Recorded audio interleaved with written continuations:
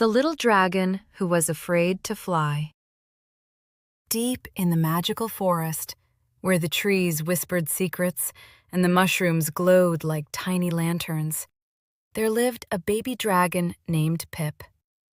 Pip had shimmering green scales that sparkled like emeralds in the sun. He had a wonderfully swishy tail. He had 2 perfect little wings, soft as flower petals and strong as anything. There was just one small problem. Pip was afraid of heights. Not a little afraid, not a sort of afraid. Pip was so afraid of heights that he wouldn't even climb onto a tree stump without holding somebody's paw. "Dragons are supposed to soar," he would sigh, looking up at the clouds. "But my tummy does flip-flops just thinking about it." Every morning, Pip walked down to Crystal Lake, where the water was so clear and still it looked like a giant mirror lying in the grass. He would peer at his reflection and puff out his chest. "Today is the day," he told himself.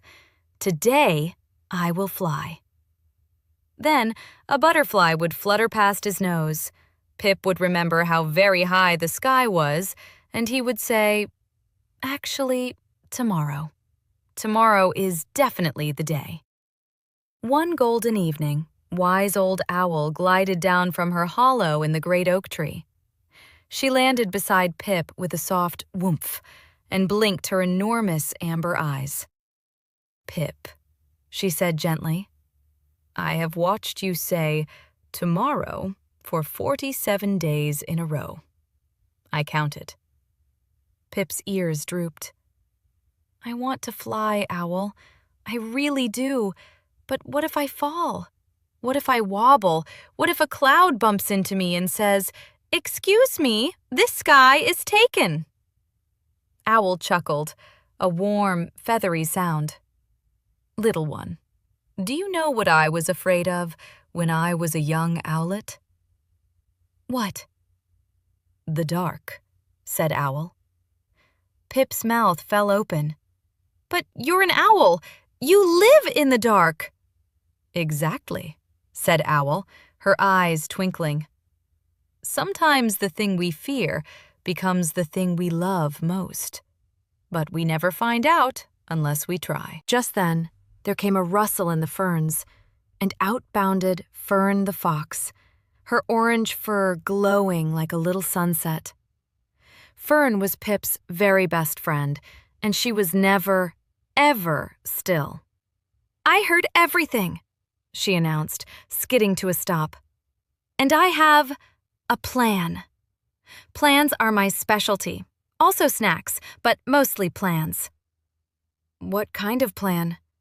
Pip asked nervously. "A flying plan."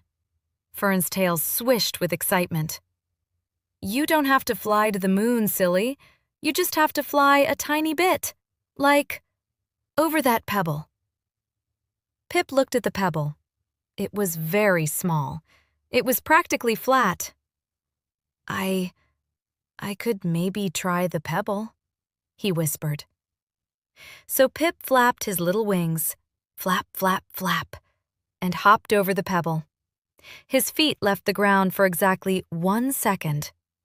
"I did it!" Pip shouted. "Did you see? I was practically in space!" Fern rolled on the grass, giggling.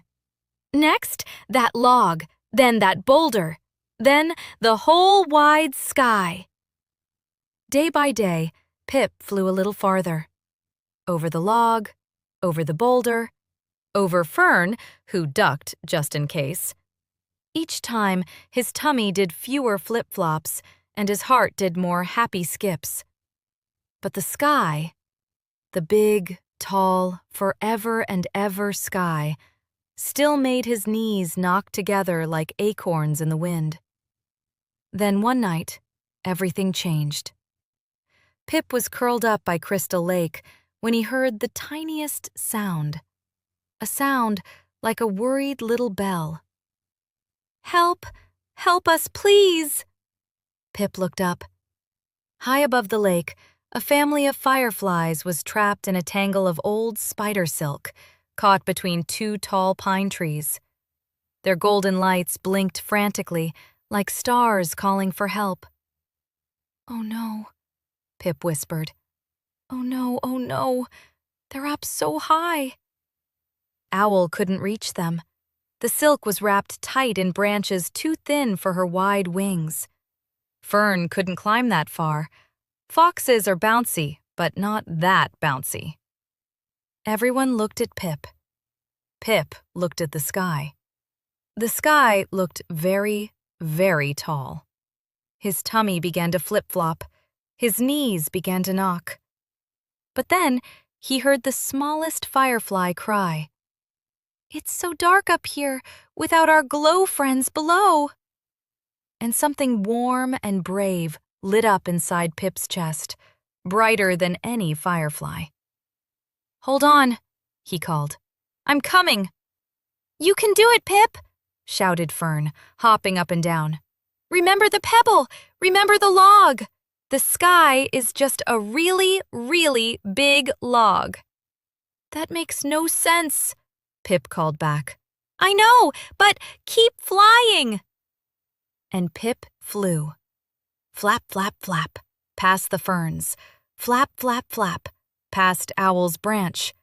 Flap, flap, flap, higher than he had ever been. The wind tickled his ears. The stars winked hello.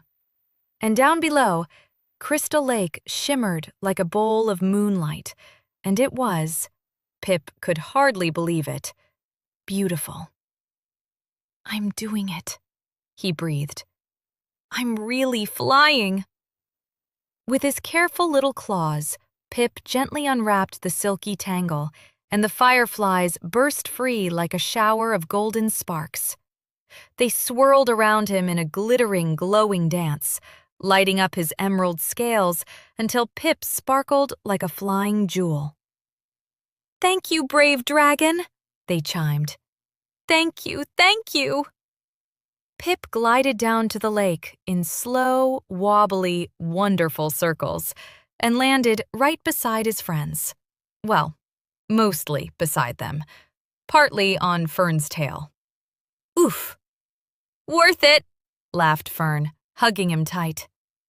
Owl wrapped one soft wing around Pip's shoulders. "How do you feel, little one?"